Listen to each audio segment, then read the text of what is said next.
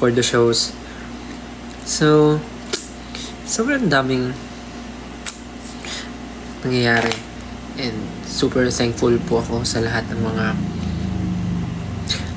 tao, sa lahat ng mga friends, casuals, family, 18. Grabe talaga, sobrang nararamdaman ko yung support. Sobrang nakaka-overwhelm talaga. Like, tipong, siguro kahit anong bad trip yung maramdaman ko, parang wala akong pakialam. Kasi sobrang saya.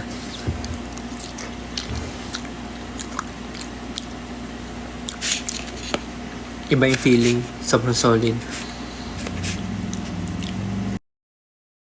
Parang ang dami ko parang nakikita ang videos on social media, ang dami ring nagtatag, ang dami nagko-comment. Sobrang amazing.